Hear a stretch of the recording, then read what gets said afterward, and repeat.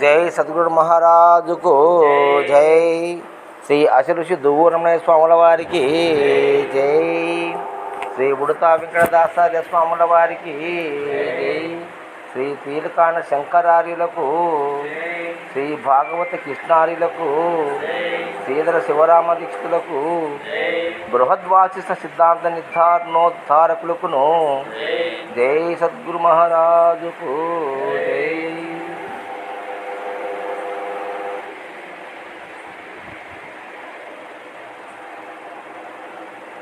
మానవుడు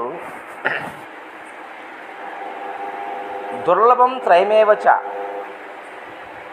మనుక్షత్వం ముముక్షత్వం మహాపురుష సంగ్రహం అంటారు. దుర్లభం త్రైమేవచ భగవద్ అనుగ్రహ, అది భగవంతుని అనుగ్రహం వలన మనుక్షత్వం అంటే మనిషిగా పుట్టిన, దైవానుగ్రహేతుకం అంటాడు. దుర్లభం త్రైమేవచ దైవానుగ్రహేతుకం అంటే దైవం యొక్క అనుగ్రహం కారణం వల్ల మనకు మనుష్యత్వం అంటే మనిషిగా పుట్టినాము. ఇంకొకటి ముముక్షత్వం అంటే ముక్తిని పొందాలని ఆకాంక్ష. తర్వాత మహాపురుష సంగ్రహం అంటే అట్టి గురువు యొక్క మనకు కలయిక సంగ్రహం. అంటే అటువంటి గురువు దొరకాల, అంటే మోక్షాన్ని ప్రాప్తించే గురువు దొరకాలి. అవునా కాదు? మానవ జన్మ వచ్చింది, మనకు ఎంతో పుణ్యం చేసుకున్నాం. మానవ జన్మ వచ్చిన వాళ్ళందరూ కూడా మోక్షాన్ని పొందాలని ఎవరు ఆలోచించరు. తిన్నామా, పండుకున్నామా, తెల్లారిందా అని ఒక సినిమా డైలాగ్ మాదిరి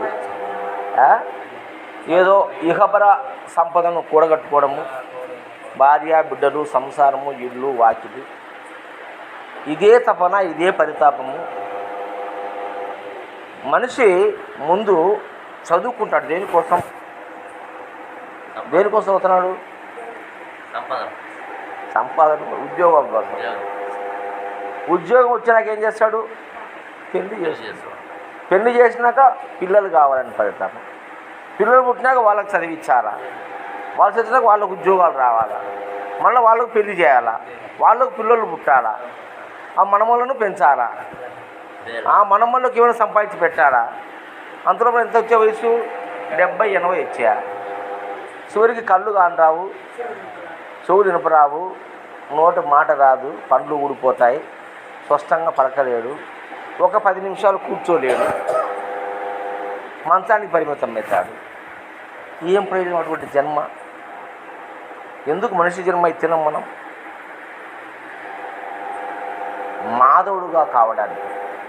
మనిషి ఏం కావాలి? మనము మాధవుడు కావాలా. చదువుకున్నారా మీరు? గురు బడికి పోలే?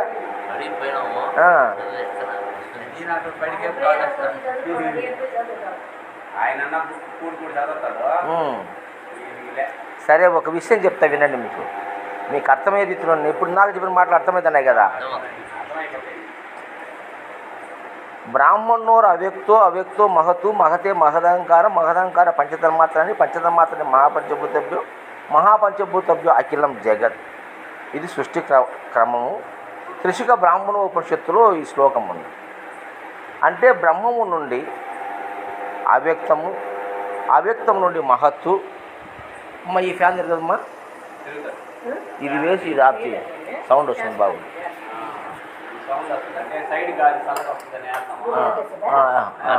అది ఆపేసి ఇది వేయి. సరే, బ్రహ్మము నుండి అవ్యక్తము, అవ్యక్తం నుండి మహత్తు, మహత్తు నుంచి మహదహంకారము, మహదహంకారం నుంచి పంచ తన్మాత్రలు అంటే శబ్ద, స్పర్శ, రూప, రస, గంధములు.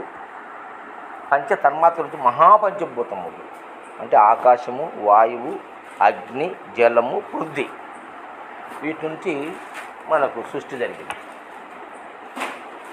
మహాపంచభూతభ్యో అఖిలం జగత్.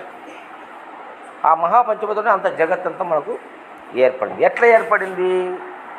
పంచభూతములు జడ చైతన్యములు. పంచభూతములు జడ చైతన్యములు. అందు నుంచి ఏమొచ్చినాయి మనకు? ఫస్ట్ మొక్కలు వచ్చినాయి. భూమి నుంచి మొట్టమొదటిసారి మొక్కలు పుట్టినాయి. వాటిని జీవ చైతన్యం అన్నాం. భూమిందే జడ చైతన్యం భూమి. ఆ జడ చైతన్య భూమిలో నుంచి జీవ చైతన్యం ఉత్పన్నమైంది. జీవితం అంటే పుట్టడము, పెరగడము, నశించడము. మొక్కలుగా గుణం ఉంది కదా, పుడతాయి, పెరుగుతాయి, చస్తాయి. అది జీవ చైతన్యం. ఇట్లా కొన్ని లక్షల సంవత్సరాలు జరిగింది. తరువాత ఇంద్రియ చైతన్యం వచ్చినట్టు జంతువులు వచ్చినాయి. ఇంద్రియ చైతన్య జంతువులు. ఇంద్రియ చైతన్యం అంటే ఏంది? ఇంద్రియాలు అంటే కళ్ళు, ముక్కు, చెవులు, నాలుక, చర్మము, కాళ్ళు, చేతులు, బుధము, గుహ్యము, ఈ ఇంద్రియాలు. ఈ ఇంద్రియ చైతన్యమైనటువంటి జంతువులు వచ్చినాయి. తరువాత వాటి నుంచి మనోచైతన్యమైన మానవుడు వచ్చినాడు. మనిషికి ఏముంది? మనోచైతన్యం ఉంది. జంతువులకు ఇంద్రియ చైతన్యమే, మనిషికి మనోచైతన్యం. అంటే మనసు ఉంది మనిషికి. జంతువులకు మనసు లేదు. జంతువులకు మనసు లేదు, మనిషికి మనసు ఉంది. బుద్ధి కూడా ఉన్నది, చిత్తం ఉన్నది, అహం ఉన్నది. అంటే వాటిని ఏమంటారంటే అంతఃకరణాలు అంటారు. అవునా? వాటిని అంతఃకరణాలు అంటారు. జ్ఞానము, మనస్సు, బుద్ధి, చిత్తము, అహము అనేది అంతఃకరణాలు. ఇవి మనిషికి ఉన్నాయి. అంటే మనం మనోచైతన్యంతో పుట్టినాం, మనసుతో పుట్టినాం. మనం మనుషులం. జంతువులకు మనసు లేదు, బుద్ధి లేదు, చిత్తం లేదు, అహం లేదు, కర్మలు గిరమలు లేవు. మనిషికే ఉన్నాయి. మనిషికి భూత, భవిష్యత్తు, వర్తమాన కాలాలు తెలుసుకునేటువంటి జ్ఞానం ఉంది. నిన్నేం జరిగిందో చెప్పగలము, రేపు జరగబోయేది చెప్పగలము. కానీ జంతువులు చెప్పలేదు. అంటే ఈ మనిషి మనోచైతన్యం నుంచి బుద్ధి చైతన్యము, బుద్ధి చైతన్యం నుంచి జ్ఞాన చైతన్యము, జ్ఞాన చైతన్యం నుంచి ఆత్మ చైతన్యానికి మారితే వాడు దేవుడు. మనిషే నరుడే నారాయణుడు, నరుడే నారాయణుడు. దైవం మానసరూపేణ, దేహో దేవాలయో ప్రోక్తో జీవో దేవో సనాతన. ఈ దేహం అనే దేవాలయంలోనే జీవుడు అనే దేవుడు ఉన్నాడు. అవునా కదా? ఇప్పుడు నెక్స్ట్ మనం ఏం చేయాలి? ఇప్పుడు అందరిలాగా చేసుకొని తిని పండుకొని చివరికి మరణించి చచ్చిపోదామా? లేదా బుద్ధి జ్ఞానం తెచ్చుకొని మనం జీవించి ఉండగానే మనుష్య లక్షణాలను వదిలి దైవ లక్షణాలు సంపాదించుకుందాం. అవునా కాదా? ఏం లక్షణాలు మనకు? దైవ లక్షణాలు కావాలి. అందుకే నేను చెప్తా, చాలా సందర్భాలలో అందరూ దేవుడు చూపిస్తాం మీకు అంటారు. ఉత్తరే దేవుడిని ఎవరు చూపించలేడు, అది ఒట్టి మాటలు. అర్థమైందే? ఎందుకంటే దేవుడు కనరాడు, దేవుడు దృశ్య రూపంలో లేడు. దేవుడు దృశ్య రూపంలో లేడు. నువ్వు దృశ్యాన్ని చూడగలవు, దృశ్యరూపాన్ని చూడగలవా? నీకు నాకు మధ్యలో ఒక వస్తువు నువ్వు చూడగలవా? ఎందుకు లేవు? నీ కళ్ళు దృశ్యాన్ని చూడగలవు. కాబట్టి భగవంతుడు దృశ్య రూపంలో లేడు, ఆయన అదృశ్య రూపంలో ఉన్నాడు. ఆయన నువ్వు దర్శించలేవు. అర్థమైందా? అందుకు నేను చెప్తానంటే దేవుని దర్శించడం పక్కన పెట్టున్నాను. ఆయన నిన్నే దేవుణ్ణి చేస్తాను నేను అంటున్నా. అంతకన్నా గొప్పది ఏం కావాలన్నా?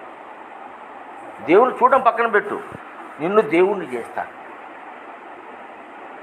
మనకు అది చాలు కదా. ఇప్పుడు ఈ విధంగా సృష్టి వచ్చింది. ఈ ప్రపంచంలో అన్నిటికన్నా ఉన్నతమైన జన్మ ఏది? మానవ జన్మ. అవునా కదా? ఎందుకంటే ఈ భూమి మీద నగరాలు, అవునా కదా, ఎన్నో బ్రిడ్జీలు, ఎన్నో వస్తువులు, అంటే పంచభూతాలు మినహాయిస్తే ఆకాశము, వాయువు, అగ్ని, జలము, పృథ్వీ అనే 5 భూతాలు మినహాయిస్తే 6వ వస్తువు కానించి మానవ సృష్టి. అవునా కదా? చూపించు నువ్వు. మానవుడు తయారు చేసింది ఏముందో ఇప్పుడు ఈ రూమ్లో ఎన్ని ఉన్నాయో ఇవన్నీ మానవ సృష్టే కదా. ఈ దేహం కూడా మానవ సృష్టి. మన అమ్మ మన నాయన పుట్టించినారు. అవునా కదా? అవునా కదా? విశ్వం మొత్తం మానవ సృష్టి. నిజం కదా ఈ మాట? మరి అటువంటి ఆ మానవుడు సృష్టి ఎక్కడి నుంచి అంటే జడ పదార్థం నుంచి జీవ చైతన్యము, ఇంద్రియ చైతన్యము, మనో చైతన్యం వచ్చిన ఈ మానవుడు మానవుడి కన్నా మించిన గొప్ప శక్తివంతమైన జీవి భూమి మీద లేదు. వీడికి వచ్చి ఆగిపోదాం ఇక్కడే, ముందుకు పోవాలి కదా, అవన్నీ జరిగినాయి కదా, ఇక్కడ నుంచి మనం ముందుకు పోవాలా అంటే మనం ఏం కావాలా? దేవుడు కావాలి. నువ్వేం కావాలా? దేవుడు కావాలా. అందుకే దయగల హృదయమే భగవన్ నిలయము, నరుడే నారాయణ. ఎప్పుడు నారాయణుడు అవుతాడు? దైవీ గుణ సంపత్తి నీలో వచ్చినప్పుడు నువ్వు నారాయణుడు అవుతావు. అందుకే లోక సమస్త సుఖినో భవంతు, సర్వోజన సుఖినో భవంతు మన వేదం చెప్పింది, మన వేద సాంప్రదాయం చెప్పింది, హైందవ సాంప్రదాయం చెప్పింది మనం. అవునా కదా? దయగల హృదయమే భగవన్ నిలయం. దేహో దేవాలయో ప్రోక్తో జీవో దేవో సనాతన. ఈ దేహమే దేవాలయంలో జీవుడే దేవుడురా, సనాతన దేవుడు అన్నటువంటి జ్ఞానాన్ని మనం సంపాదించుకొని మనం జ్ఞాన చైతన్యాన్ని, ఆత్మ చైతన్యంగా ఎదిగితే నువ్వు దేవుడవుతావు. ఇది ఫైనల్. ఇంకా నువ్వు దేవుడితే నీకు జన్మ లేదు. ఇంకా జన్మరహిత బోధ అంటే భ్రాంతిరహితమని కొంతమంది చెప్తారు, జన్మరహితమని కొంతమంది చెప్తారు. అవన్నీ నాకు తెలియదు. కానీ నీకు జన్మ రాకుండా పోవాలంటే ఏం కావాలి? దేవుడు కావాలి. దేవుడికి జన్మ లేదు. దేవుడు పుట్టడు గిట్టడు. అవునా కదా? You are promoted. నువ్వు ప్రమోషన్ చెందు. మనిషి నుంచి ప్రమోషన్కి రా నువ్వు. ఎట్లా మరి? ఆ దేవుడు ఎలా ఉంటాడు, ఎక్కడుంటాడు, ఏమి చేస్తా అంటాడు, ఎట్లా వాడిని మనం దర్శించాలా? అవునా? అదే కదా మనకు కావాల్సింది. దానికోసం మన సనాతన ఋషులు, మహర్షులు, సన్యాసులు, సాధువులు, పండితులు, యోగులు, చరిత్రకారులు, ఎంతో కావ్య రచన చేసేవాళ్ళు, రచయితలు ఎన్నో గ్రంథాలు రాసినారు. వేదాలు, ఉపనిషత్తులు, బ్రహ్మసూత్రాలు, భగవద్గీత, భాగవతం, భారతం, రామాయణం ఎన్నో మనకు అందించిపోయినారు. వారి అనుభవాన్ని మనకు తెలిపిపోయినారు. ఏది ఆ దైవం అంటే ఏంటి అని తెలుసుకోవడం కోసం ఎందరో మహానుభావులు దానికోసం ఏదాని కోరి ఇతరు సన్యాసులు కాండంబులకేయి కష్టపడిరో, ఏదానికోసం వీరంతా అడవులకు పోయి కాణంలో పోయి కష్టపడినారు. ఏదాని పొందను ఆకులు అలమును తిరుగుతూ కాయ కసులు తిరుగుతూ కాలమైనారు. ఏ దానికోసమై బ్రహ్మచర్య వ్రతంబు చేయబూని నీతితో కాలము నెట్టినారు. ఏ దానికోసమై అన్న పానాదులు మాని ఒక్క పొద్దులు వ్రతాలు ఉండి చచ్చినారు. ఇల్లు వాకిలి రోసి వివస్త్రులై కొంతమంది, భక్తి అని కొంతమంది, భజనని కొంతమంది, జ్ఞానమని కొంతమంది, యజ్ఞమని కొంతమంది, తపస్సని కొంతమంది, ఎంతమంది ఈ భూమి పుట్టినప్పటి నుంచి, మానవజాతి పుట్టినప్పటి నుంచి ఈనాటి వరకు ప్రయత్నం చేస్తూనే ఉన్నారు. ఎవరా దేవుడు? అది క్వశ్చన్ మార్కే ఇప్పటికీ. అవునా కదా? కొంతమంది కూర్చోవద్దు, మీరు దేవుని చూపిస్తూ అనొచ్చు. నో, ట్రాష్, మాయ, నమ్మొద్దు. కనరాడు దేవుడు కంటే నువ్వే దేవుడు కావాలా. దేవుడు కావాలని కూడా కాదు, వాస్తవంగా అంటే ఇప్పుడు చెప్తే ఒకవేళ ఆల్రెడీ నువ్వు దేవుడే. దేవుడు నువ్వు గుర్తించలే కదా, నువ్వు గుర్తించలేదు కదా, అందుకని నువ్వు దేవుడు కావాలంటున్నాం. నువ్వు దేవుడు కావాలంటున్నాం. మరి నువ్వు దేవుడు కావాలంటే అప్పుడు హరిస్వామి చెప్పినట్టు నువ్వు దేవుడు అయ్యే ఉన్నారో తెలియదు అంటున్నావు. మరి అది గుర్తు కావాలి కదా. అది గుర్తుగా ఎవరు కావాలా? గురువు కావాలా. గురువు తెలపక గుర్తుపడదు అదుడికైనా వాడెబ్బకైనా తాళపు చెవులను తలపెట్ల విడిన విశ్వదావిరామ వినరేమ. అందుకే గురు బ్రహ్మ, గురు విష్ణు, గురుదేవ మహేశ్వర, గురు సాక్షాత్ పరబ్రహ్మ తస్మై శ్రీ గురవే నమః. పెద్దలు మనకు గురించి చెప్పినారా? శుభకార్యం వచ్చినా, ఒక సాగు వచ్చినా, ఏ కార్యం వచ్చినా గురు బ్రహ్మ చెప్పుకుంటాం మనం. అందుకే ఇందాక ఒక పద్యము చెప్పిన, జగములెల్లయు తరచి తర్కించి చూసినా గురువు కంటే నువ్వేల్పు గుర్తుపడడు. ఈ జగత్తు మొత్తం వెతికి చూస్తే గురువుకు మించిన దైవం కనపడడు. తన తావు నెరిగించు దైవమును చూపించు, మరలిపోయేది చోటు మరుగు వెల్పు. తన తావు నెరిగించు. అసలు నువ్వు ఎక్కడి నుంచి వచ్చినావు, నీ మూల స్థానమేది, నీ చోటేది, ఆ యొక్క చోటు నీకు తెలియజేస్తాడు. తన తావు నెరిగించు, దైవమును చూపించు. అప్పుడు తెలుస్తుంది దైవం అంటే ఏందని. మరలిపోయేడు చోటు మరుగు జరుపు. మనం ఎక్కడ పోతున్నావో ఆ యొక్క స్వస్థానాన్ని తెలియజేస్తాడు. పంచభూత తనవు పద్ధతి చూపించు. ఇది పంచభూతాలతో ఏర్పడిందయ్యా ఈ దేహము. 25 ఇంద్రియాలతో ఈ దేహం ఏర్పడింది. ఆకాశ పంచకంబు అంతఃకరణములు, వాయు పంచకంబులు పంచప్రాణంబులు, అగ్ని పంచకంబులు జ్ఞానేంద్రియములు, జల పంచకంబులు విషయేంద్రియములు, భూపంచకంబు కర్మేంద్రియం. 25 ఇంద్రియాలతో ఈ దేహము ఏర్పడింది. 26వ వాడు ఒకడున్నాడు సాక్షిగా. వానిలోనే జరుగుతుంది ఈ నాటకం అంతా.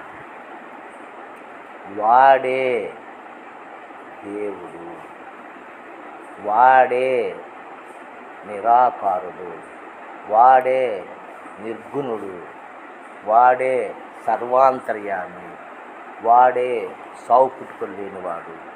అర్థమైందా? అది బేస్, అది ఉంటే ఈ పంచభూతాలు ఉన్నాయి.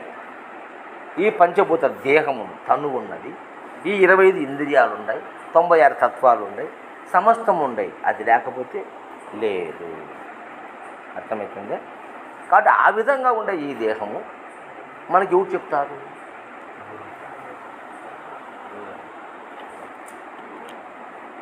అందుకే పంచభూత తనవు పద్ధతి చూపించు, భూతలయ మెట్లగునో బుద్ధికిచ్చు. ఈ పంచభూతాలతో దేహం ఎలా ఏర్పడుతుంది, మళ్ళీ ఎలా లయమవుతుంది? బ్రహ్మాండములకాది బీజంబు కనపడుతుంది. ఈ బ్రహ్మాండములకంతా ఆది బీజమేందో కనపడుతుంది. మూర్తుల స్థానములు మూలమే.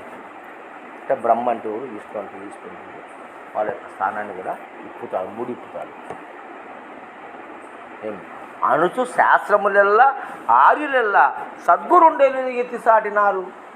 ఎవరంటే గురువేరా. ఆ గురువు తప్ప ఎవరు చెప్పలేరు ఈ విషయాన్ని అని మనకు పెద్దలు చెప్తున్నారు. అంటే అట్టు గురువుని నువ్వు ఆశ్రయించాలి, సద్గురువుని ఆశ్రయించాలి. గురువులో మేమని ఎంతోమంది లోకంలో తిరుగుతున్నారు, మోసాలు టక్కర్లు చేస్తున్నారు అలా అంటున్నాను. మీరు ఒకరు విమర్శిస్తే అనుకోవద్దండి మీరు. ఎందుకంటే అనాది నుంచి ఈనాటి వరకు ఎందరో గురువులు ఈ భూమి మీద పుట్టిపోయినారు. అవునా కాదు? మనిషికి 8 మంది గురువులు అవసరం. అష్టగురువులు అంటారు. ఆ అష్టగురువుల్లో నా వివరణ చెప్తా విన్నాను. 4 ప్రాపంచిక గురువులు, 4 పరమార్థ గురువులు. 8 మంది మొత్తం. ప్రాపంచ గురువులు 4, పరమార్థ గురువులు 4 ఉండాలి. ప్రాపంచ గురువు 4 ఎవరు? మొట్టమొదటి వాడు విద్య నేర్పేవాడు, రెండవ వాడు చేతి వృత్తులు నేర్పేవాడు, మూడవ వాడు సంగీతం నేర్పేవాడు. సంగీతం అంటే అన్ని వస్తాయి, డ్యాన్స్ గిన్స్. 4వ వాడు స్పోర్ట్స్ ఆటలు నేర్పేవాడు. ఈ 4 ప్రపంచంలో గురువులు ఉంది. 5వ వాడు లేడు. అన్ని వృత్తులు అన్ని పనులు ఈ 4 గంటలకి వచ్చాయి. విద్య నువ్వు డాక్టర్గా, ఇంజనీర్గా, కలెక్టర్గా, ఐఏఎస్గా, ఐపీఎస్గా ఏదన్నగా ఒక గురువు. చేతి వృత్తులు వ్యవసాయం మొదలుకొని సెల్ ఫోన్, రాకెట్ కనిపెట్టిన కొడుకు చేతి వృత్తే కదా. ఇది సెల్ ఫోన్ చేతి వృత్తే కదా, రాకెట్ చేతి వృత్తే కదా. నేర్పేంత వరకు అది చేతి వృత్తి నేర్పేది. శిల్పి, ఆర్ట్ అన్నీ ఇవన్నీ. మూడవ గురువు కళలు నేర్పేవాడు. సంగీతం, డ్యాన్స్, కూచిపూడి, అవునా, అనేక వాయిద్యాలు, ఇన్స్ట్రుమెంట్స్ ఎన్నో ఉన్నాయి మనం కళాకారులు. అటువంటి కళలు నేర్పేవాడు. నాలో గురు స్పోర్ట్స్ ఆటలు నేర్పేవాడు. ఈత కానించి మొదలుకొని మనం పల్లెల్లో బావిలో ఈత కొట్టే కాడి నుంచి క్రికెట్ ఆడతాం వరల్డ్ వైడ్ పోయి, అవునా కదా, చెస్, దీనికి గురువులు కావాలా? క్రికెట్కు గురువు కావాలా?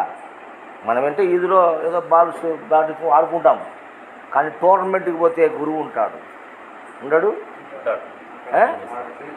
కోచ్ కోచ్ కోచ్ అంటారండి. కోచ్ ఉంటాడు. కరాటీలో కానీ కుంఫులో కానీ, చివరికి అది ఏంది, ఒక సినిమా వచ్చింది, కుస్తీ పోటీ, అది కట్టె ఫైటింగ్, అవునా కదా, ఉండేవన్నీ కత్తి ఫైటింగ్, వీటన్నిటికీ గురువు కావాలా? విల్లు, బాణం, ఇవి స్పోర్ట్స్ ఇవన్నీ, అవునా కదా. విలు విద్య కూడా స్పోర్ట్స్. ఈ నలుగురు అయినా ప్రపంచంలో గురువులు ఇంకొన్న ఐదవాడు ఉన్నాడా? చూపించాడు ఐదవాడు ఉంటే లేడు. అట్లే పరమాత్మ నలుగురు గురువులు ఉన్నారు. మొదటి వాడు భక్తి, నవవిధ భక్తులు చెప్పేవాడు. 9 భక్తులు ఉన్నాయి. ఆ నవవిధుడు చెప్పేవాడు మొదటివాడు. రెండోవాడు అష్టాంగ యోగము చెప్పేవాడు. అష్టాంగ యోగములు చెప్పేవాడు. మూడోవారు మంత్రాలు చెప్తారు. మంత్రాలు, పంచాక్షరి, ద్వాదశాక్షరి, షోడశాక్షరి, పంచదశాక్షరి, అష్టాక్షరి, ద్వియాక్షరి, ఏకాక్షరి, ఇట సప్తకోటి మహామంత్రాలు ఉన్నాయంట. వాడు మంత్రం షోలో చెప్పి, ఓ నువ్వు కుస్తీ పట్టు, నువ్వు జపమాల చేత పట్టు, పొద్దున్న లేయి, స్నానం చేయి, ఈ మంత్రాన్ని 1,00,000 సార్లు నిరంతరం రోజు 1,00,000 సార్లు జపించాలి. సత్యపడిందా? వీడు మూడో గురువు. నాలో గురువు అంటే ఆత్మ అనాత్మ వివేకాన్ని తెలిపి నిజదైవ తత్వాన్ని నిరూపణ చేసి నిన్ను దేవునిగా చేసేవాడు నాలో గురువు. వీళ్ళు నలుగురు పరమార్థంలో ఉండాలి. సరిపోయిన 8 మంది గురువు. అట్లా పరమార్థం నలుగురు గురువులు, ప్రపంచంలో 8 మంది గురువులు ఉండాలి. 8 మంది మనకు అవసరమే. 8 మంది కావాలి మనకు. ప్రపంచంలో నలుగురు, పరమార్థంలో నలుగురు. ఈ నలుగురు అసలు మాకు తెలియదు, ఈ నలుగురే తెలుసు.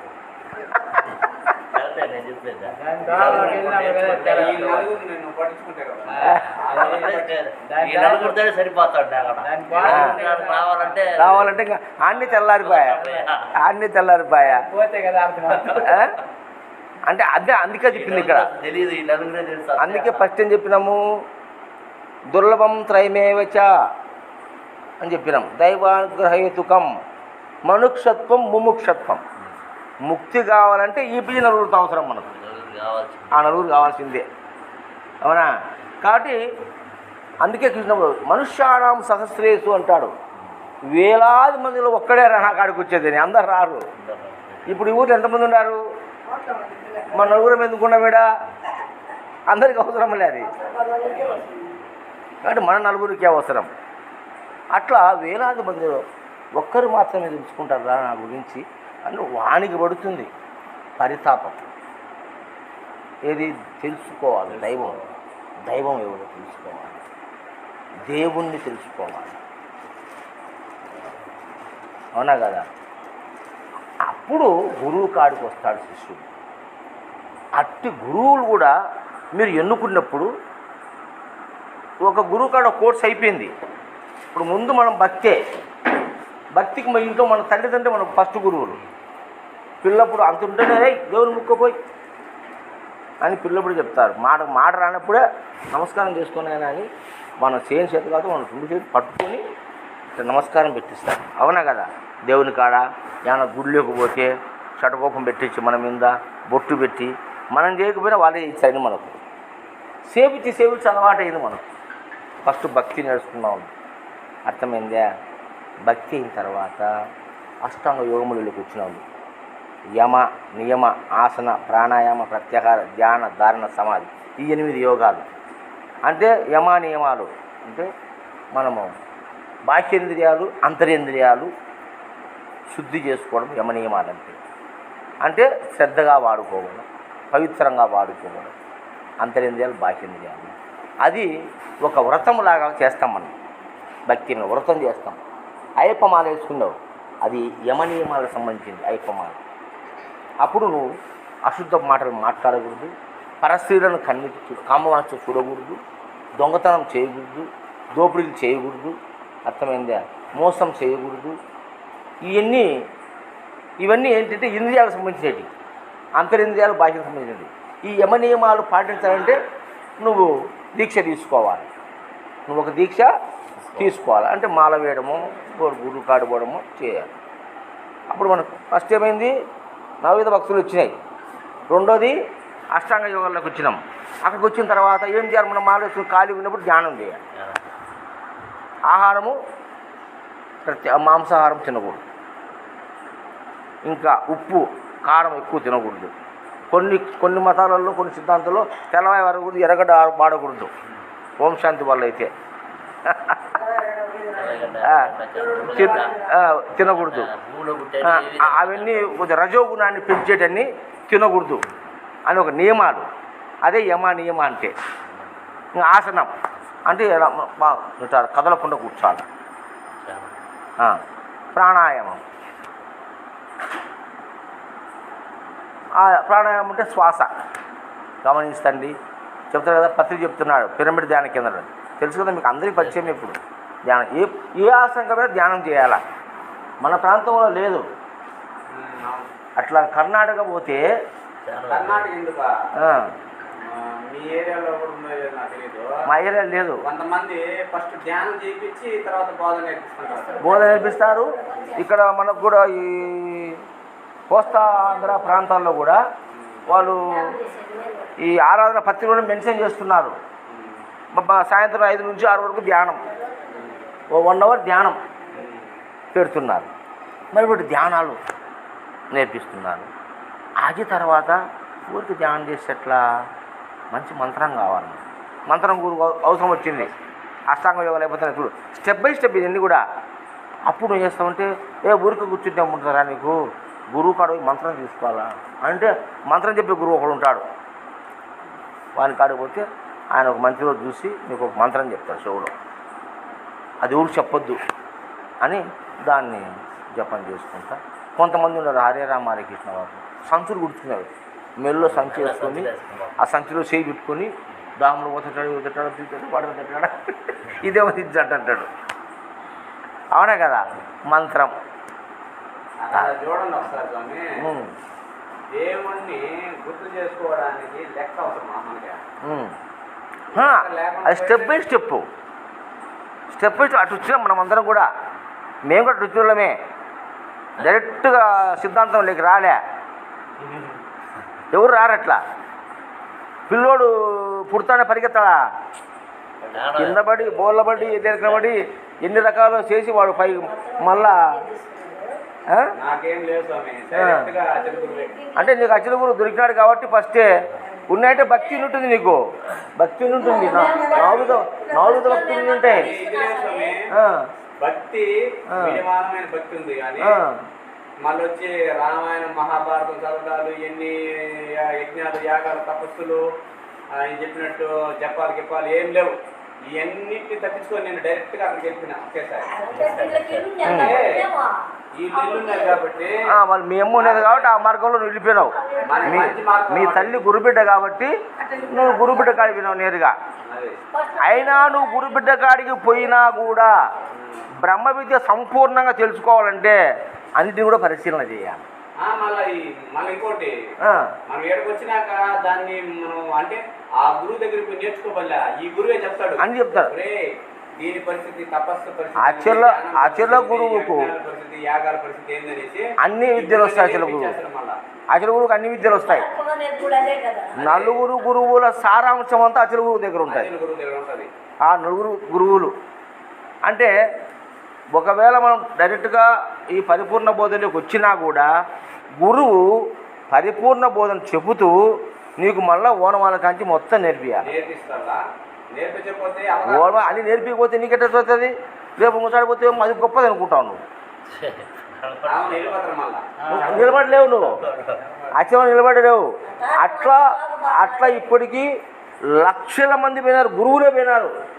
నేను చెప్తున్నాను మా గురువు దగ్గర తీసుకున్న అతను హరే రామకృష్ణుడికి గురువులే విన్నారు. ఇంకోటి చెప్తాను చూడు స్వామి, వాళ్ళు ఎక్కడ వాళ్ళు తెలుసా, దానికి బయట కూడా శాంతి చెప్పకూడదు సీక్రెట్గా. కానీ ఇక్కడ అచల గురువు దగ్గర బోధ నేర్చుకోలేక మళ్ళీ రిటర్న్ పోయినాడు అనుకోవాడు, వాడి కిందకి వెళ్తాడు పాతాళంలో. నేను చెప్తాను చూడు, మా గురువు దగ్గర చేరి బోధ ఇంట అతనికి ఏమి రాదు, కానీ గురువుని ఎందుకు చేసినట్టు ఆ ఊర్లో నలగం చేసేటప్పుడు ఆయన ఒకటి చేయకపోతే ఇక బాగుండు సీనియర్ అని చెప్పి చేసినాడు. చేస్తే అతనేం చేయనాడు, మళ్ళీ హరే రామ హరే కృష్ణలోకి పోయినాడు. ఆడికి పోయి నామాలు పెట్టుకున్నాడు. దాకా తెలుసు కదా మీకు, హరే రామ హరే కృష్ణ నామాలు పెట్టుకొని. అది తప్పని కాదు స్వామి, 6 నెలలు 3 నెలలు వాళ్ళ దగ్గర పోయినాడు. ఇప్పుడు అక్కడ ఆడ ఉండలేడు, ఏడ ఉండలేడు. ఏడికి వస్తే ఏం చేస్తాడు తెలుసా, ఈ విధంగా సభ జరిగేది కొంచెం ధైర్యంగా కూర్చోలేడు. ఆడ ఆడ ఆడ ఆడ వాకిల దగ్గర కూర్చొని ఆడ కాలక్షేపం చేసుకుని వెళ్ళి ఎందుకో ఆడపోయినాడు. ఆడ అసలు ఏమి చెప్పరు. ఏముంది చెప్పడానికి, ఇక్కడ ఎక్కించే ప్రక్రియ చేయాలా. ఇక్కడికి ఎక్కినాడు మన కిందకి పోతే ఏముంటుందా. కాబట్టి ఇప్పుడు అట్లాంటి వాళ్ళు ఏమి వేయకపోతే తెలుసా, గుట్టికి కూటికి కాకుండా పోతారంట వీడు. అట్లా రెండింటికి కాకుండా పోతారు వాళ్ళు. అచల గురువు దగ్గరకు వచ్చి వెనక్కి పోయినట్టు ఇంకోటి దేనికి పనికిరాడు. మళ్ళా కూడా అచల గురువు దగ్గరికి రావాల్సింది, అచల గురువు కాళ్ళ మీద పడాల్సిందే. ఇదో అలాంటి వాళ్ళు నేను ఎంతమంది చెప్తాను ఇప్పుడు, కొన్ని పేర్లు చెప్పకూడదు కానీ చెప్తా. సాయి చంద్ర ఏమంటారు కాకపోతే ఆయన ఏం చేసినాడు, మా గురువు దగ్గర ములక్కన స్వామి దగ్గర గురువు బోధ ఎంత ఉన్నాడు. సరే ఇక్కడ ఒక ఇది ఉంటుంది టాలెంట్. కొంతమంది గురువు బోధే చెప్పగలుగుతారు, కొంతమంది గురువు పాటలు చెప్పగలుగుతారు, పద్యాలు చెప్పగలుగుతారు, మనట అన్ని రకాలు చెప్పగలుగుతాం. కొంతమంది అట్ట కాదు. ఇప్పుడు ఈరోజు మనం పోయినా మేము ఆశ్రమిస్తాం ఒక దగ్గర, వాళ్ళకి ఏం బోధ రాదు. గురువులు ఉంటారు ఆ ఊర్లో కూడా, వాళ్ళు బోధ చెప్పరు. బోధ చెప్పే గురువుని తీసుకుని పెట్టి బోధ చెప్పిస్తారు. ఈరోజు ముగ్గురే ఉపన్యాసకులు. ఎవరు? కోదండ రామయ్య స్వామి, చిలకూరు ఆశ్రమ నారాయణ స్వామి, నేనే. ముగ్గురు గురువులే బోధ చెప్పింది. కానీ 30 మంది గురువులు వచ్చారు ఒకరికి. ఏమే ఇట బోధ చెప్పరు. కొంతమంది పాటలు చెప్తారు, నిలిచిపోతారు. అట్లాంటి గురువులు కూడా ఉండడం కారణానికి దానికి కూడా కారణం అచల గురువులే. అవును, దానికి కూడా కారణం అచల గురువులే. అచల నిజమైన అచల గురువు అయితే బోధాధికారం అనర్హునికి ఇవ్వడు. కానీ ఇంకోటి స్వామి, అవి ఎందుకు ఇస్తారంటే నేను చెప్తా. ఒక ఊర్లో ఒక 10 మందో 20 మందో శిష్యులు ఉంటారు. స్వామి ఎన్నెన్న చెప్పు, కానీ అదే అంటే అది ధర్మం కాదు. యోగ్యత లేని వానికి ఎట్లా గురువు చేస్తావు నువ్వు? అసలు గురువు అనేది ఎంత గొప్పది. ఇప్పుడు నేను చెప్తున్నాను, గురు మహత్యం చెప్తున్నాం. గురు బ్రహ్మ, గురు విష్ణు, గురుదేవో మహేశ్వర, గురు సాక్షాత్ పరబ్రహ్మ తస్మేస్తి గురువే నమః. అదే కాదు, బ్రహ్మానందం పరమసుఖదం కేవలం జ్ఞానమూర్తిం ద్వంద్వాతీతం గగన సదృశ్యం తత్వమస్యాది లక్ష్యం ఏకం నిత్యం విమలమచలం సర్వది సాక్షిభూతం భావాతీతం త్రిగుణరహితం సద్గురుం తం నమ. అంత గొప్పవాడయ్యా గురువు. స్వామి 100కి 90 మంది ఉన్నారు బోధ చెప్పలేని వాళ్ళు. 100కి 90 మంది చెప్పలేరు. 10 మందే ధైర్యంగా చెప్పగలిగే వాళ్ళు ఉండేది. సరే అది వద్దులే, మనకు దాని పక్కన పెడతాం. కానీ ఎందుకు మాట వస్తుందంటే, ఎందుకు చెప్పానంటే, ఇప్పుడు మన చంద్రయాన్లో విజయవాడ నుంచి ఆమె వచ్చింది. విజయవాడ అమ్మ పేరు పెట్టకుండా ఆమె వచ్చింది మన ఆశ్రమానికి. ఎట్లా ఎవరో ఒక స్వాములు వస్తారు కదా, ఆమె కందార్థాలు బాగా వర్లిస్తారు. ఇంకా లేడీస్ కదా, ఇంకా వాయిస్ బాగా వస్తుంది అనమాట. మన స్వాతమ్మ పాట పాడినట్టు బాగా గొంతు ఘనంగా పెట్టి పాడింది. దాన్ని కొంచెం పట్టుకున్నాడు. ఈయన పట్టుకొని మన గురువు అంతగా చెప్పలేకపోతున్నాడు అనుకొని ఆమె వెనకాల వెళ్ళిపోయినాడు విజయవాడకి. ఈమె ఏమనుకునిందంటే, ఈయన మా గురువు ఏం చెప్పినాడంటే, ఈమెను తీసుకొని పోయి రైల్వే స్టేషన్లో ఎక్కిచ్చేసి రమ్మని చెప్పినాడు. ఈయన ఆమెతో కూడా వెళ్ళాడు. ఈమె అడిగింది, ఏమైనా నేను వెళ్ళిపోతాను, నువ్వు వెళ్ళంటే లేదు అమ్మ నేను వస్తానంటే, సరే తోడుగా ఉంటాడు కదా, ఆడ మనిషి కదా, ఆమెతో కూడా ఉంటారు వేరే వాళ్ళు కూడా. కానీ ఎందుకైనా మంచి వస్తామన్నాడు, మనం రాబాకానంటాం ఎవరైనా అని చెప్పి తోడుకొని పోయి 2 రోజులు పెట్టుకొని ఇంకేమైనా ఎందుకు నువ్వు బయలుదేరిపో అంటే, లేదమ్మా నేను ఇక్కడే ఉండిపోతాను, మా గురువు పెద్దగా బోధ చెప్పడం లేదు, నీ దగ్గర మాత్రం బాగా ఉంది బోధ అని చెప్పి ఓపెన్గా చెప్పానాడు ఆడ. ఆమె ఏం చేసింది, ఫస్ట్ ఇక్కడి నుంచి బయలుదేరి వెళ్ళను. ఏమే మునిరత్నం గురువు కన్నా మేమా, ఆయన ఎంత నిజాయితీగా ఎంత బాగా బోధ చేస్తాడో మాకు ఆల్రెడీ తెలుసు కాబట్టి మేము అక్కడికి వచ్చినాం. ఏమి అని చెప్పి అంటే అప్పుడు చెప్తూ కొట్టాడు, మళ్ళీ వెనక్కి వచ్చాడు అనమాట. అట్లా ఇట్లా ఎందుకు ఇంతకుముందు స్వామి గారు చెప్పినట్టు వెనక్కి ముందుకు వెళ్తుంటారు అచ్చల గురువులు, మళ్ళీ వేరే దాంట్లోకి వెళ్ళిపోతారంటది. ఆడికి వెళ్తే అప్పుడు తెలుస్తుంది అనమాట. ఇప్పుడు మనం ఇంట్లో ఏసీ రూము మన అమ్మ బాగా వండి పెడతా ఉంటే మనకు ఆ విలువ తెలియదు. అప్పుడు మళ్ళీ మనము ఈదులో పెడుతుంటారు ఇడ్లీలు చపాతీలు, అయిపోయి తిన్నామనుకో ఒకరోజు తెలుస్తుంది మనకి, ఒరే ఉప్పు కారం లేకుండా ఈరోజు ఇలాంటి తిండి తింటున్నాము, మన అమ్మ అన్ని రకాలు వండి పెడుతుంటే మనం అనేది ఎక్కడ తెలుస్తుందో ఆ విధంగా అచ్చల గురువు దగ్గర నుంచి వెనక్కి వెళ్ళినోడికి మళ్ళా తెలుస్తుంది అనమాట. ఆ విధంగా వీళ్ళు తెలుసుకొని మళ్ళీ వచ్చి గురువు కాలం మీద పడిన వాళ్ళు ఉన్నారు. జరుగుతాయి స్వామి, ఇప్పుడు స్వామి చెప్పినట్టు అచ్చల గురువు దగ్గరికి వచ్చి వెనక్కి వెళ్ళే వాళ్ళు ఉన్నారు. దీని గొప్పతనం తెలుసుకోలేక ఏదో తూతు మంత్రం వచ్చామా కొంచెం కాలక్షేపం చేసామని వెళ్ళిపోయేది కాకుండా గురువు చెప్పేటువంటి రహస్యాలంతా కరెక్ట్గా పట్టుకోవాలి. అది ఎట్లా అంటే ఊరికే తను బాహ్యంగా చెప్తాను శాస్త్రం. మనం పిల్లకాయని కూర్చొని పెట్టి కుడుని కుంటాలు పోస్తే ఏరుకుంటారు పడిపోయినట్టు అంతా. ఆ విధంగా గురువు చెప్పేటప్పుడు ఏమి చెప్తున్నాడు అనే దాన్ని మనము అవగాహన గబగబా ఈరోజు సృష్టికమని చెప్పాడు స్వామి.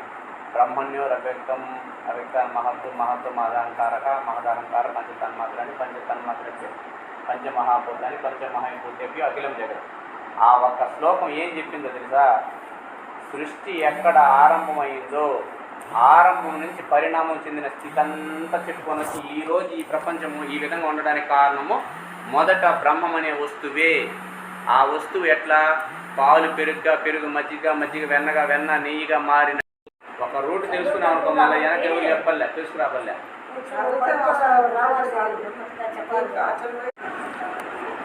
ఇప్పుడు ఎంతవరకు వచ్చినాం మనం అంటే, ఈ 8 మంది గురువులలో అన్ని గురువులు విషయాన్ని కూడా మనం డైరెక్ట్గా అచల గురువు దగ్గర చేరినప్పటికీ అచల గురువు కూడా ఏం చెప్తున్నాడంటే, మొదల అచలమును ఎరిగించదా విజితముగా లేని ఎరుక వివరింతుపయను తుదకెరుకను విడిపించదా మదిలో నా మాట నమ్మి మరి వింటివేని చెంచల బుద్ధి మానింటివేని 10 గూరుల్ని చూసి బలి శబాసి త్రోవా నీ కెదురు నే చేసేదా మరి వింటివేని చెంచల బుద్ధి మానింటివేని అని చెప్తున్నాడు. ముందు నీకు దేవుడినేమో చూపిస్తాను, వచ్చినావు కాబట్టి ఏది ఆశించి వచ్చినావు, దేవుడిని దర్శింపజేస్తాను నీకు. కానీ విజితముగా లేని ఎరుక అంటే ఎరుక అంటే నీ పుట్టు పూర్వత్రాలు, నువ్వు ఎక్కడి నుంచి వచ్చినావు, ఎక్కడికి పోతున్నావు, ఈ విశ్వంలో ఎట్లా తయారైంది, ఈ సృష్టి ఎట్లొచ్చింది, పంచభూతాలతో ఈ దేహం ఎట్లయింది, అసలు పంచభూతాలు ఎట్లొచ్చినాయి, ఇంత ఈ క్రమం తెలుసుకుంటేగా తెలుసుకోవాలి కదా. తెలుసుకోకుండా నువ్వు డైరెక్ట్గా పోతే నీకు జీవిత అనుభవం ఉండదు. అది నువ్వు మాత్రమే దర్శించి ఆడికి నీ జీవితం ముగించుకుంటావు, ఇంకోటి దారి చూపలేవు. అర్థమైందా? అట్లా ఇప్పుడు హరిస్వామి చెప్పినట్టు చాలామంది గురువులు కొంతమంది అట్లా పోయి గురువులయ్యి అట్లా పోయి గురువులు అయినారు. వాళ్ళ కాడ గురువు కాడ పూర్ణంగా బోధ వినలే, ఇంకా వాడు ఆ రెండే చెప్తాడు. వీళ్ళ సాంప్రదాయంలో మంత్రాలు చెప్తారు, మా సాంప్రదాయంలో మంత్రం చెప్పాం మేము. తారకం ఇస్తాం ఉపదేశం అంటే, పరిపూర్ణ దర్శనం ఈ 2 ఉంటాయి అంతే. తారకం చెప్తాం, సాంఖ్యం చెప్తాం, అమనస్కం విచారణ చేస్తాం, తారకాన్ని ఉపదేశంగా ఇస్తాం. కానీ కొన్ని సాంప్రదాయాలలో మంత్రాలు చెప్తారు, షోడశి ద్వాదశి పంచదశి మంత్రాలు చెప్తారు. కానీ మంత్రాలు మేము చెప్పాం, మంత్రాలు విచారణ చేస్తాం. శిష్యుల్ని కూర్చోబెట్టుకొని విచారణ చేస్తాం. ద్వాదశి మంత్రం అంటే ఏంది, ఈ ఉత్త బట్ట వేడు ఏమి లేదని దాన్ని వివరణ చేస్తాం. ఈ ద్వాదశి మంత్రం ఎందుకు ఈ మధ్యంగా చెప్పినారు, అది ఏందని ఆ రహస్యాన్ని చెప్తాం. తర్వాత షోడశాక్షరి మూలమైన శరీరం ఏమీ లేదు అని దాన్ని విచారణ చేస్తాం. తర్వాత పంచదశి కరుణ దశ శరీరం ఎలాగున్నా అలాగనే దాన్ని విచారణ చేస్తాం. విచారణ చేసి ఆ మంత్ర రహస్యాన్ని వాళ్ళకి తెలియబడతాం. అది మంత్రం కాదు, అది దాన్ని విచారణ చేయాలా, అది జపం చేసేది కాదు, తపం చేసేది కాదు అని మా మార్గంలో మేము చెప్తాము. అన్ని మంత్రాలు విచారణ చేస్తాం, కానీ మంత్రాన్ని ఉపదేశంగా ఇవ్వము. మేము ఉపదేశంగా తారకం ఇస్తాం. మా గురు సాంప్రదాయం. శివరాత్రి సాంప్రదాయం అయితే వాళ్ళు పీల్కాన లక్షణ ప్రభువుల పరంపరలో వచ్చినారు. మేము శంకర ప్రభువుల పరంపర మాది. ఇక్కడ రెండు కోవలు ఉన్నాయి. స్వామి అటు చెప్పి ఎటు చెప్పినా ఎటు చెప్పి అటు చెప్పినా ఒకటే. అది ఏమి ఇంకోటి చెప్తాది ఎట్లుంటదంటే, అన్నం పెట్టిన తర్వాత నంచుకొని పెట్టి తినమని చెప్పేది. ఫస్ట్ నంచుకొని పెట్టిన తర్వాత అన్నం పెట్టినా ఒకటే కదా. ఇప్పుడు తారకాన్ని మంత్రోపదేశంగా ఇచ్చి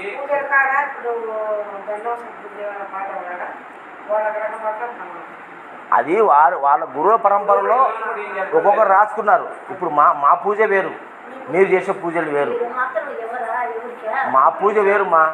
మా పూజ మేము దూరం రాసిన పూజ చేస్తాం.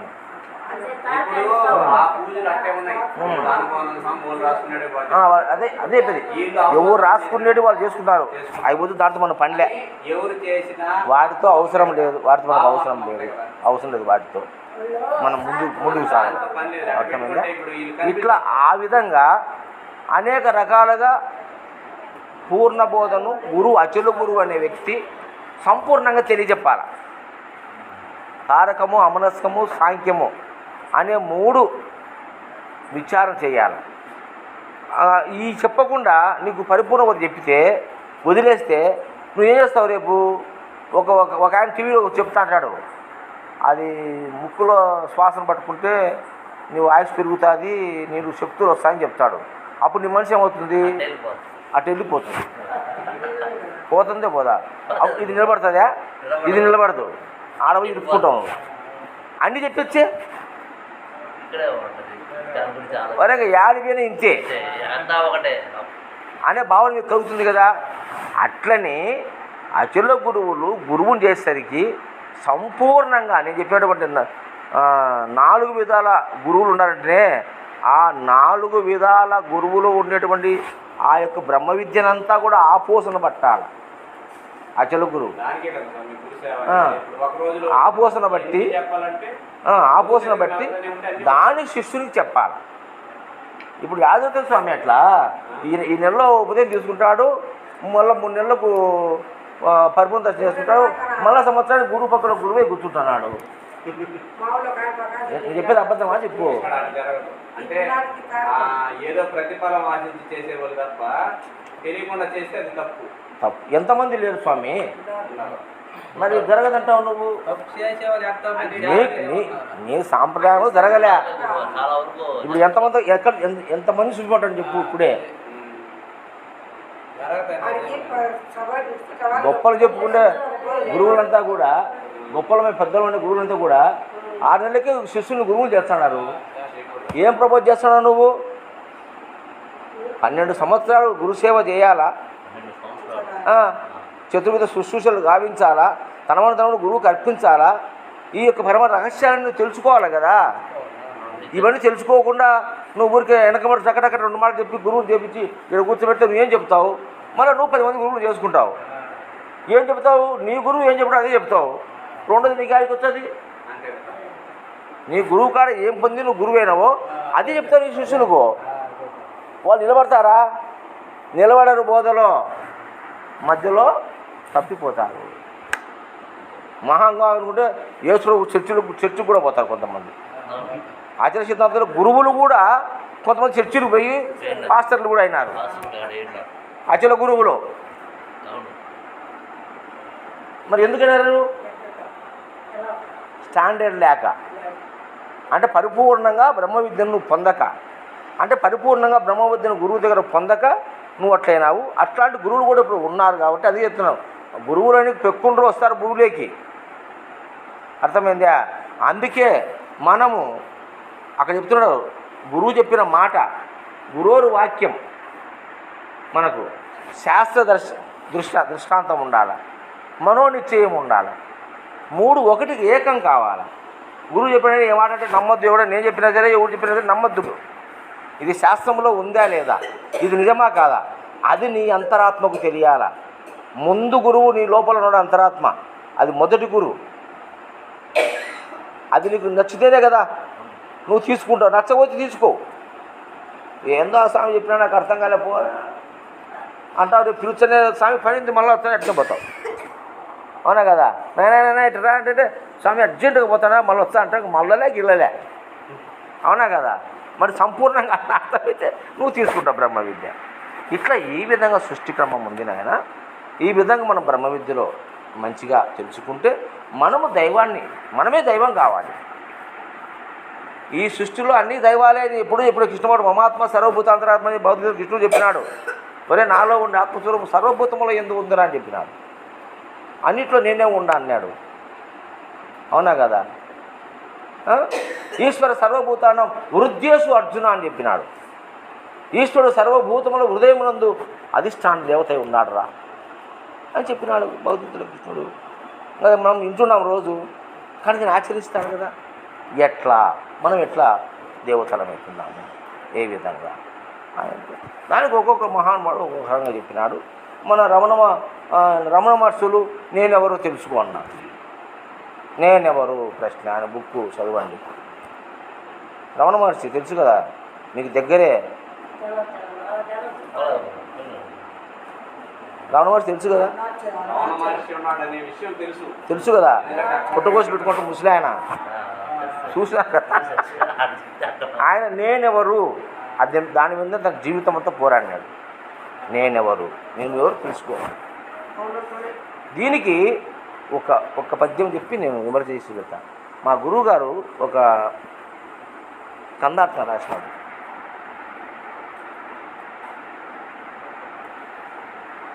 నేనే లేనను స్థితిలో నేనే లేననుటకొక్క నేనుండవలెన్, నేనుంటే మేనుండును నేనును మేనునుగాక మరి ఒకటి కలదు, ఆ నేనెప్పుడు నేనాని అనాదు. నీవు నేనని ఏడి నిర్ణయమెరుగాక, తనకు తానుగానే తలపేమీ లేకుండు మరి ఒకటి కలదు, ఆ నేనెప్పుడు నేనాని అనాదు. పరమ రహస్యమైనటువంటి కందార్థం. దీన్ని అర్థం చేసుకుంటే జీవితంలో బ్రహ్మ విద్య సంపూర్ణంగా తెలుసుకున్నాడు. ఇక్కడ మూడు నేను చెప్పినాడు. మూడు నేను మేనుగాక మరి ఒకటి కలదు, ఆ నేనా అని అన్నది. నీవు నేను నిర్ణయం కూడా చేయలేదు, నీవు నేనేది కూడా నాకు తెలియదు. తనకు తానుగా ఎలాంటి తలుపు లేకుండా ఉంటుంది. మరి ఒకటి కలదు, ఆ నేనా అని అనదు అని ఆయన మూడు నేను గురించి చెప్పినాడు.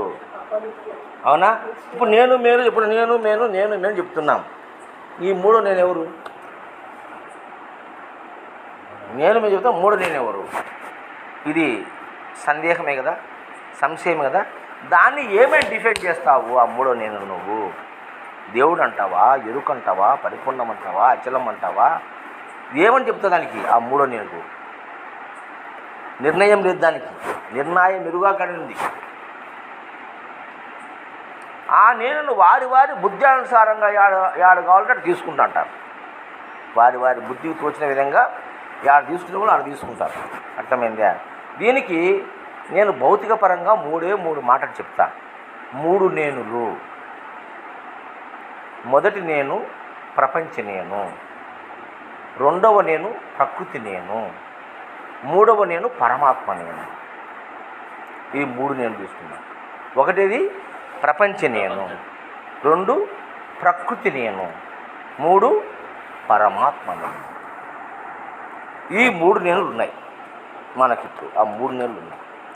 ప్రపంచ నేనంటే ఏంటి? ఈ దేహం. ఆ ప్రపంచంతో పని ఈ దేహం చూసుకో. నీ దేహం, దానికి ఊరు, దానికి పేరు, దానికి కులము, దానికి మతము, దానికి చదువు, దానికి జ్ఞానము, దానికి అజ్ఞానము, దానికి మంచి, దానికి చెడు, దానికి సంసారము, దానికి రోగము, దానికి పదవి, ఎన్ని ఉన్నాయి. ఇది ప్రపంచం. దానికి భార్య, దానికి బిడ్డలు, దానికి ఇల్లు, దానికి వాకిలి, దానికి భూములు, బుట్టలు, ఐశ్వర్యము, సంపద, మణులు, మాణిక్యాలు అన్నీ నాది అనేదంతా ప్రపంచం. నేను ఆ శరీరం ఎవరిది? నాది. అవునా? ఈ శరీరం నాది, ఈ రింగు నాది, ఈ అద్దాలు నావి, ఈ పెన్లాం నాది, ఈ పిల్లలు నాది, ఈ ఇల్లు నాది, ఆ భూమి నాది, ఈ బంగారు నాది, వీడు నా స్నేహితుడు, వీడు నా బంధువు, ఇది నా ఉద్యోగము, ఇది నా పదవి. చూడు ఎన్ని ఉన్నాయో. ఇది నా రోగము, రోగం కూడా నీదే. అవునా? ఆధారు ఆ కోపము, కామము, క్రోధము, మోదము, మదము, మత్సర్యము, ఈశ్వరత్రయాలు, వాసనత్రయాలు, గుణత్రయాలు ఇవన్నీ నాయి. నాది నాది నాది. ఇది మొదటి నేను, ఇది ప్రపంచ నేను. అది ఉందా నీలో? ఉంది కదా. ప్రపంచం ఉంది. దాని లోపల ప్రకృతి అనే ఒక నేను. అది నాదన్నది నేను. తన పని తను చేసుకుంటాను, తన పని తాను చేస్తాను. ఇదే, దానికి సంబంధం లేదు. దానికి దుఃఖంతో సంబంధం లేదు, సుఖంతో సంబంధం లేదు, కష్టంతో సంబంధం లేదు, దేనికి సంబంధం లేదు. ఒక నేను లోపల ఉంది, తన పని తను చేస్తుంది. నీ ముక్కులో శ్వాస ఆడుతూ ఉంది, దానికి ఆకలి లేదు, దప్పిక లేదు, ఏమీ లేదు దానికి. ఏం అర్థమవుతుంది? అలాగే నీ శరీరంలో అవయవాలన్నీ వాటి పని చేసుకుంటాయి. ఎవడు చేస్తున్నాడు అవన్నీ? అవునా కదా? అట్లనే భౌతికంగా ఆకలి, నిద్ర, ఆనందం, జననము, మరణం, జననము, మరణం, ఆకలి, నిద్ర, ఆనందం, ఆకలి, నిద్ర, ఆనందం, జననం, మరణం. ఇది కులము లేదు, మతము లేదు, వయసుతో సంబంధం లేదు, జీవులతో సంబంధం లేదు, మనిషి కాదు, కుక్క కాదు, నక్క కాదు, జంతువు కాదు, అన్నిటికీ ఇవి కావాలి. అన్నిటికీ ఇది ఉన్నాయి కదా. జననం నీ చేతిలో లేదు, మరణం. కాబట్టి నాది జననము, నాది మరణము నువ్వు అనగలవా? నాది జననం నువ్వు అనలేవు, నాది మరణం నువ్వు అనలేవు. అర్థమైందే? అట్లాగే ఆకలి అందరికీ ఉంది, సర్వజీవులకు. నిద్ర అందరికీ ఉంది. దీనికి కులము, మతంతో సంబంధం లేదు, చదువు సంబంధం పని లేదు. మురుగుడికైనా, దుర్మార్గం, దొంగకైనా, వ్యభిచారికైనా నిద్ర వస్తుంది, రాదు. ఆనందం అన్ని జీవులకి. ఇది రెండవ నియమం. మొదటి రెండుకి ఎంత వ్యత్యాసం ఉంది? రెండు నీళ్ళు ఉన్నాయి కదా. నీళ్ళు ఉన్నాయా లేవా? అయితే ఈ రెండు ఉన్నాయని నీకు తెలుస్తూ ఉంది కదా, తెలుస్తూ ఉంది కదా. ఆ ఏదైతే తెలుస్తూ ఉందో అది మూడవ నేను. నీకు మూడు అవస్థలు ఉన్నాయి. జాగ్రత్త ఉంది, స్వప్నం ఉంది, సుషుప్తి ఉంది. అవునా కదా? మూడు తెలుస్తున్నాయి నీకు, మూడు తెలుస్తున్నాయి కదా. జాగ్రత్త తెలుస్తుంది, స్వప్నం తెలుస్తుంది, సుషుప్తి తెలుస్తుంది. నిద్రపోయి లేస్తున్నా బాగా నిద్రపోయి అంటున్నావు కదా. మూడు తెలుస్తున్నాయి కదా నీకు. ఈ మూడు ఏదాకా తెలుస్తున్నాయో అదే పరమాత్మ అనేది. అది మూడవది. అర్థమవుతుంది? క్లారిటీగా అర్థమైంది? ఇంకేమైనా సందేహం ఉంది ఇందులో? సందేహం ఉంటే అడగండి. మొదటి ఏంటంటే దేహ సంబంధమైన సర్వ వ్యాపారం మొదటి నియమం. రెండు ఏంటంటే ఈ దేహ సంబంధం out side inner quality. Outer quality అంతా మొదటి నేను. ఇంకా తెలుగు బాగా చెప్తా. అవుటర్ క్వాలిటీ అంటే నీకు బయట ఉన్నదంతా మొదటి నేను, నీకు లోపల ఉండేది రెండవ నేను. ఈ రెండిటికి ఆధారమైంది మూడవది. అదే పరమాత్మ, అదే దేవుడు, అదే నేను దేవుడు, అది నేను. అర్థమైంది? దానికి తపస్సు, జ్ఞానము చేయాల్సిన అవసరం గట్టి బోధ. నేను ఈ ఊరికి వచ్చిన నేను అదే స్వామి ఎన్నో రోజుల ముందు రమ్మని చెప్తున్నాను. నేను రాలేదు. ఈరోజు సిమ్స్ హాస్పిటల్కి వచ్చి మాకు కొంచెం హార్ట్ ప్రాబ్లం ఉంది. హాస్పిటల్ వచ్చిన తర్వాత కొంచెం టెస్ట్ రిపోర్ట్లు రాలే, రేపు రమ్మన్నారు. సరేలే. కాళహస్తిలో సుబ్రహ్మణ్య స్వామి అని ఒక ఆయన ఉన్నాడు మీకు తెలుసా? సద్గురు సుబ్రహ్మణ్యం కాళహస్తి పెద్ద ఆయన ముసలాయన ఉన్నాడు. ఆ వాటర్ ట్యాంక్ దగ్గర ఎల్ఐసి కాదు ఆయన్ను చూద్దామని పోయినాం. పోయి ఆయన చూసి నేరుగా ఆయన కొంచెం సిడికి వచ్చి ఈ బుద్ధిలో ఉండి చీకట్లో పోదామని ఆయన భావించుకున్నాం. వచ్చినాం. నేను ఎక్కడికి పోయినా కనీసం ఒక్కరికన్నా బోధ చెప్పొద్దు రా, ఆ గురువుకైనా చెప్తాను.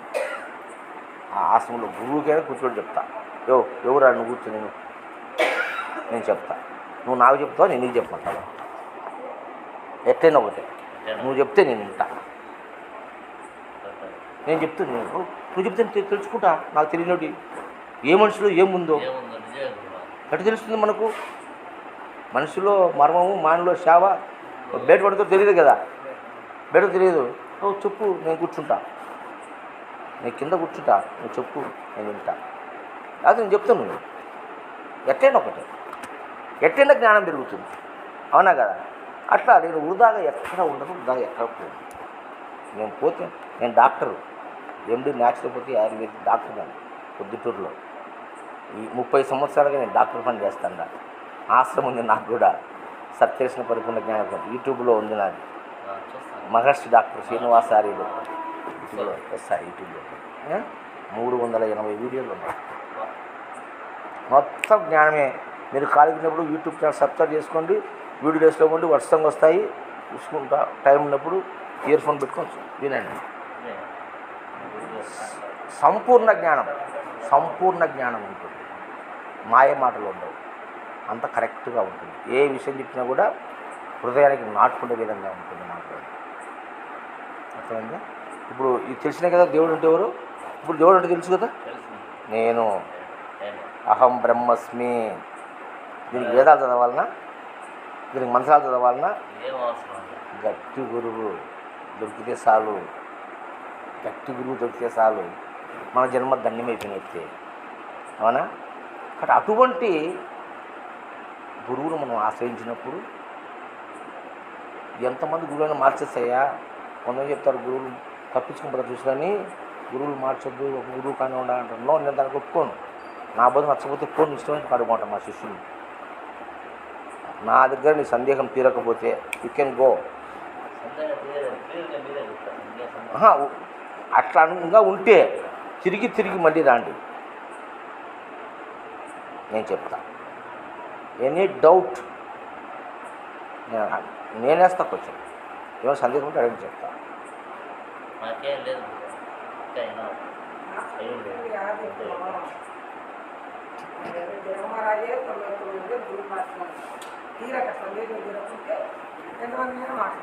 మార్చచ్చు.